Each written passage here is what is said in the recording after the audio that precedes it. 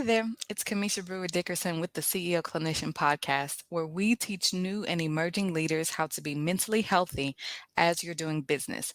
During this show, you will hear stories about leadership and running a business effectively. I'll show you how I was able to transition from being an underpaid, overworked clinician to becoming the CEO clinician with a thriving private practice, a speaking and coaching business with multiple streams of income while working through grief and anxiety. You'll also hear from our incredible guests on how they were able to successfully build their businesses while facing mental health challenges of their own. Their stories are unbelievable. If you want to learn how to be mentally healthy as you're doing business, listen to this podcast and then head over to cbrewerconsulting.com to grab a copy of my book and learn how to work with us. Ready to hear the episode? Let's get started.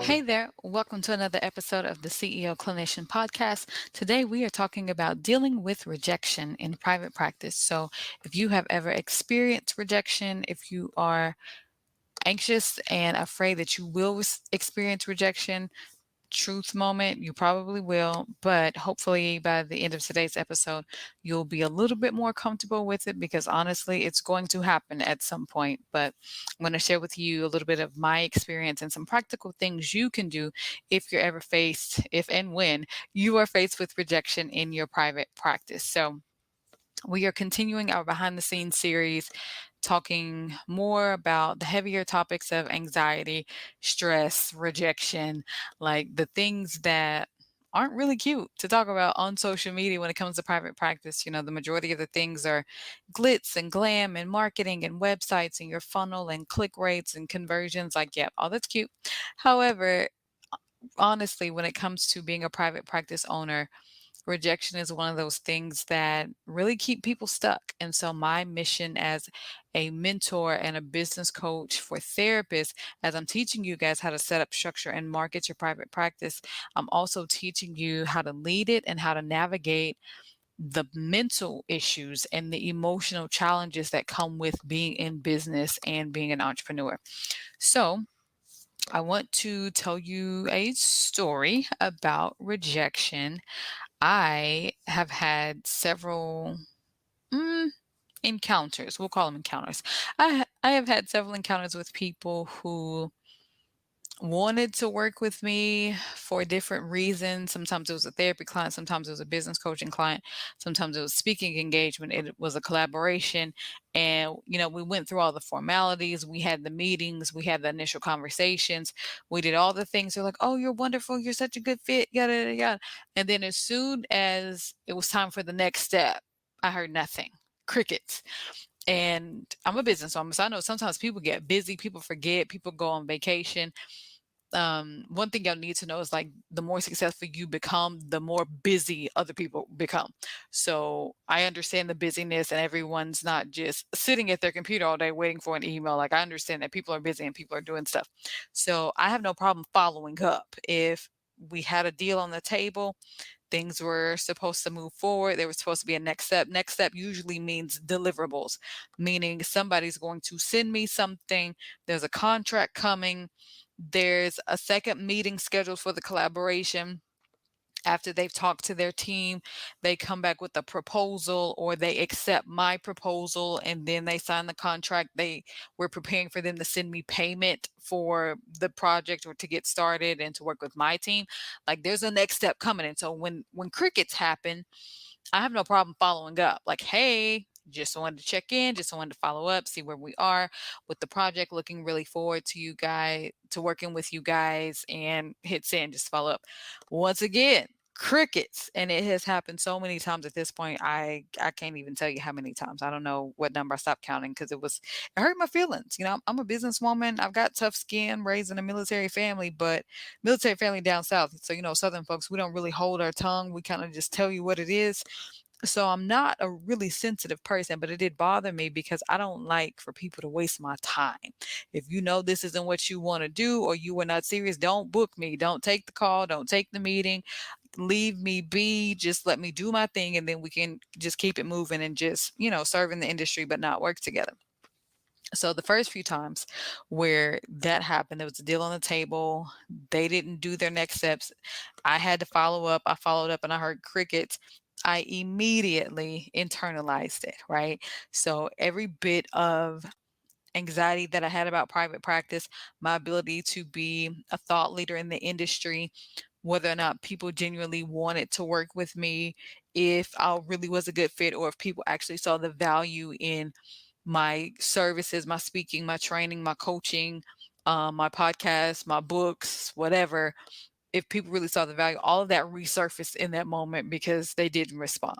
And these have been some very prominent businesses in the industry that y'all like, know, and trust. So I'm not going to name drop them and tell you who these companies are just from a state of integrity, but it does happen. So I want you guys to be careful in the industry. And if it does happen, don't do what I did, which was internalize it. So all my insecurities came back. I had all these questions. Do I really have what it takes? What's wrong with me? Did I do something wrong? Maybe if I would have said this on the meeting, or maybe if things would have been differently, or maybe I should have said this, or maybe I should have lowered my price, right? We start doing crazy stuff like that. Don't lower your price. But I was just thinking it through, trying to figure out what I could have done to have make them been professional and respond to a daggum email. So here's the first tip I want to give you all about rejection. Number one, like, definitely don't go down that rabbit trail of internalizing what's wrong with you because someone else doesn't value your time enough to even respond to an email. Don't do that.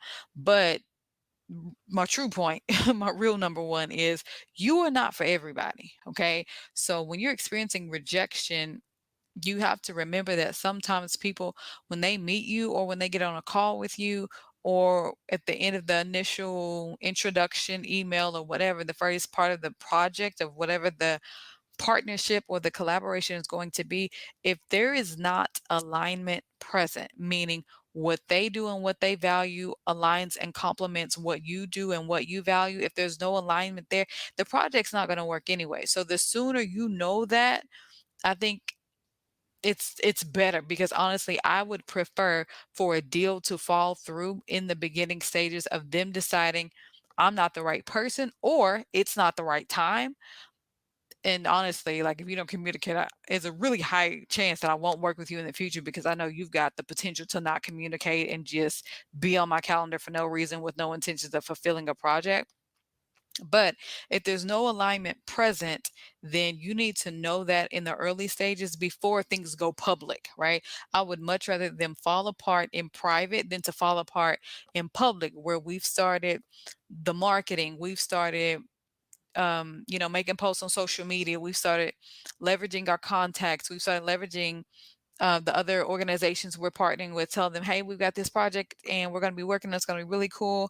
It's going to be a good way to grow your email list. And I was like, don't let us go through all of that if you know that you're not all in yet. You're not ready. It's not the right time. Y'all don't have the finances.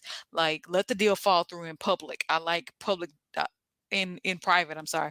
I like for deals to fall through in private before it goes public and before everybody knows, because at some point now, y'all are watching me. Y'all are watching me closely. Some of y'all listen to every single podcast episode. Y'all are in the Facebook group. Y'all get every email we send out on the newsletter. Y'all are in my DMs. I'm sending y'all voice notes. I genuinely care about you. Like, we have a real relationship. So if y'all see me post about a project or an event and you get emails about it and all of a sudden it don't happen, y'all gonna be like, Camisha, what happened? Right? And now, I'm a pretty straightforward person. So, like, I'm gonna have to tell you, like, well, things didn't go as planned, right? It fell through. I thought we were all on the same page, but we were not. So unfortunately, now we got to use the cliche terms. Oh, they decided to go in another direction, or we decided to go in another direction. When you hear somebody say that, that means somebody got rejected, the deal didn't go through, bad business deal, we moving on with life. That's what that means if someone says that they're going in another direction. So number one, you are not for everybody. So if there is no alignment present, and alignment could be personal, spiritual, business, conversational alignment, professional alignment, integrity alignment, like, it doesn't matter. But if those things that really matter to you, if they are not present, then move on. take the L, keep it moving, lick your wounds, you will be okay. And that's number one tip on how to deal with rejection. Number two, rejection can actually be beneficial. Okay. So, like I was telling you guys, some deals that they can fall apart in private, that's a good thing because it kind of preserves your public brand and the story of who you are and what you do and the type of people you work with.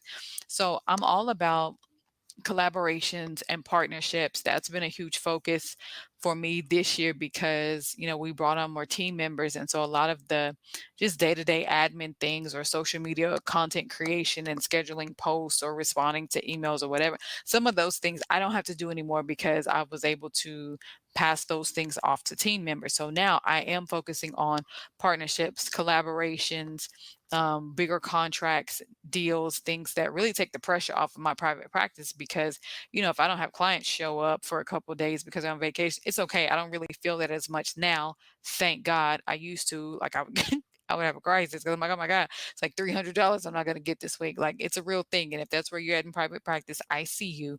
And I just want you to know that I'm here for you. But some of these collaborations and partnerships and events, even if it is like a summit or a live event or a live stream, or you doing a training online, or you doing a training in person somewhere local in your city, if you're doing all of those things, then there has to be alignment present. And if it's not, then it can actually benefit you because people are going to know that the deal didn't, sometimes don't know, but for the most part, depending on how you handle the rejection situation, people are going to know that you were not the reason that deal fell through. So it can actually elevate you and position you better in the marketplace if you decide to do it anyway, right? So if there was, don't take people's idea, that's not what I'm saying.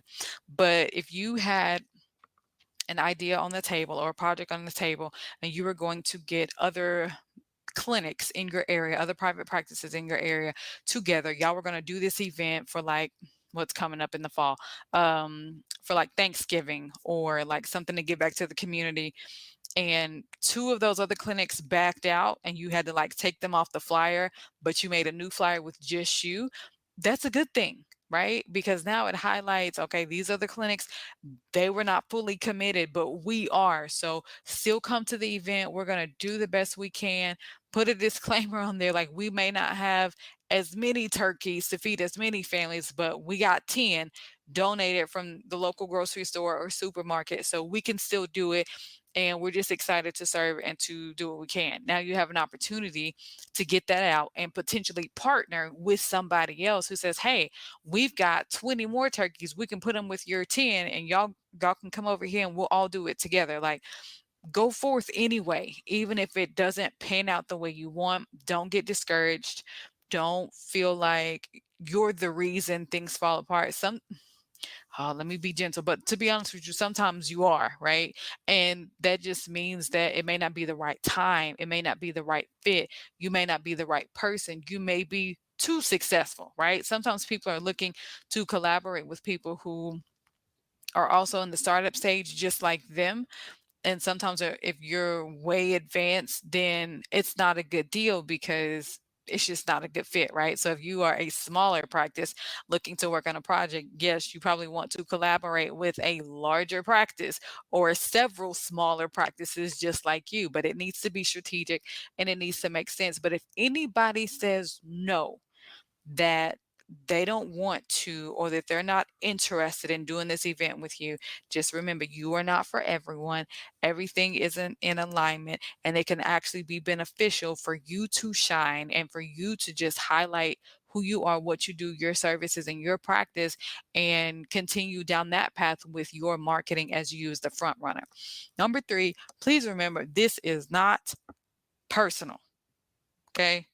It's not personal. This is business. And y'all have heard me talk a little bit about this, but I'm writing my second book about the business of private practice and all the things that happen. But there's a chapter in the book about, I'm taking you deeper, I won't take you now, but there's a chapter in the book about how to separate business things from personal things. And I think that is a huge way to handle rejection. If it's public, if it's private, if it's something you initiated, if you got halfway through it and you decided like, I've got a weird feeling about these people. I thought they were cool. I thought they genuinely cared about people. I thought they cared about the community, but the way they're handling me in these meetings, the way they're speaking to me in these meetings, the way they are being slowful with payment. And this is also why it's helpful to have contracts in place to make sure that you're taken care of and that you're covered and that you get compensated for whatever your role was in the project. Like, you want to be sure that the business side is taken care of. So if you have to back out, or if they decide to cut you out, like if they decide they no longer want to work with you halfway through the project, just know that sometimes it is not personal. It is strictly business. If they were working on a partnership and they needed everyone to market for an event to their social media following, and you had a couple of reels that did really good and got several hundred views or several thousand views or went viral, but the marketing strategy for the event is they wanted everyone to send out the event to their newsletter, and you don't have email marketing, or you only have 25 people on your email list, then they may cut you out of the deal. But that's not personal. That doesn't mean they don't like you as a person. They don't think you're smart, or that they don't think that you're a great clinician. The reality is, from a business standpoint, you don't have criteria. In some events, you have to have 500 people minimum on your email list to be a part of it. And they screen for that. I've done some events like that in the past, because it doesn't make sense if everybody has a tiny, tiny following and the purpose of the event is to grow it. It's not going to happen if everyone has tiny, tiny following. So remember, some of these things, they are not personal, they are business. And this is strictly based on the data, based on the numbers, based on what your business is bringing to the table, not you as a person or not you as a human being. So I didn't have this one written down in my notes, but I'll give y'all this as a bonus point. Whenever you're thinking about rejection, you have to detach who you are from what you do. You have to detach your identity from your private practice, because you are not your private practice. You are, you may consider yourself the clinical director of your practice or the owner of your practice, but that's still not you. At the end of the day, you're a person. You have a name. You have an identity. It's not about your private practice. I only see therapy clients Tuesday, Wednesday, Thursday. On Friday, I am nobody's therapist. So if you see me out and I'm at Target or I'm at the nail salon getting a pedicure, whatever, please do not ask me about treatment plans. Please don't ask me about simple practice. Don't ask me about insurance. Like, don't ask me about none of that, because in that moment, I am no longer a therapist. I am Cameisha, living her life, having a good time, about to go get something to eat, like whatever. But remember, this is not all you are in totality. Like, you are a therapist, that's your title. Sometimes you operate as the owner or the clinical director of your practice. But if someone rejects the deal, they reject the partnership, they reject the event, or they say no to working with you, that does not mean they are rejecting you as a person. This is business, not personal. So dealing with rejection doesn't have to be scary. You don't have to internalize it. You don't have to allow fear and insecurity and anxiety to creep up and make you feel like there's something wrong with you. Sometimes it's not the right time. You're not the right person. You didn't have the criteria they were looking for. And that just means you're a startup. It means you're just getting started in private practice. Stay in contact with them. Now, I'm going to tell y'all this for business purposes. If you get cut out of a deal, or if someone reaches out to you because they're interested in your services, or they're interested in working with you, and they find out exactly how big your audience is, or they find out exactly how much influence and leverage you have in the industry. And if it's not very much, that's okay. Stay in contact with them, because you're going to grow.